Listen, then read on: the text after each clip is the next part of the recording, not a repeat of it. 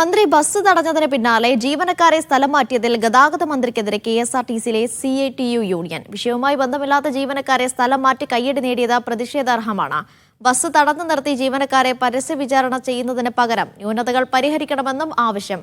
മന്ത്രിയുടെ പേര് പരാമർശിക്കാതെയാണ് CITUവിന്റെ പ്രസ്താവന.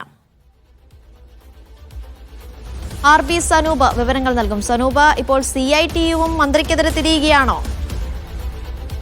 Anisha, Kerala state road transport employees association CITU ആണ് ഇപ്പോൾ മന്ത്രിക്കെതിരെ ഒരു പ്രസ്താവന ഇറക്കിയിട്ടുള്ളത്. പ്രതിഷേധ കുറിപ്പാണ് ഇറക്കിയത്.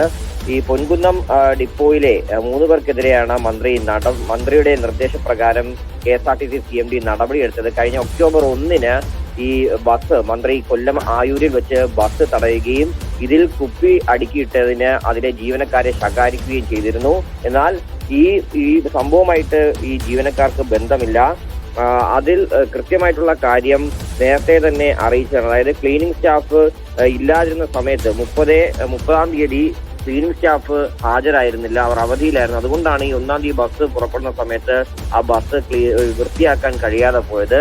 ഒരുപക്ഷെ ഇങ്ങനെ വൃത്തിയാക്കാത്ത ബസ്സുകൾ സർവീസിന് വിടാതെ ഇരിക്കുക എന്നുള്ളൊരു ഉത്തരവ് ഇറക്കിയിട്ടുണ്ടെങ്കിൽ നമുക്ക് അത് അംഗീകരിക്കാം. പക്ഷേ ഇതിപ്പോ അങ്ങനത്തെ ഉത്തരവൊന്നും ഇല്ല. അതുമാത്രമല്ല, ഈ സർവീസ് മുടക്കി വരുമാനം കുറയ്ക്കണ്ട എന്നുള്ള ഉദ്ദേശത്തിലാണ് ഈ ബസ്സുകളൊക്കെ തന്നെ ഈ കണ്ടീഷനിലും സർവീസ് നടത്തുന്നത്. എന്നിട്ടും ഈ ന്യൂനതകൾ പരിഹരിക്കാതെ ഇത്തരം നടപടികൾ അത് എടുക്കുന്നത് ശരിയല്ല.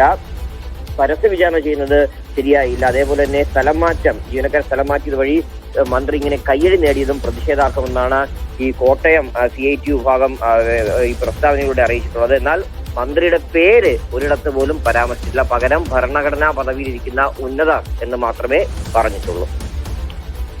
ശരി, RB സനൂപാണ് തിരുവനന്തപുരത്ത് നിന്ന് വിവരങ്ങൾ നൽകിയത്.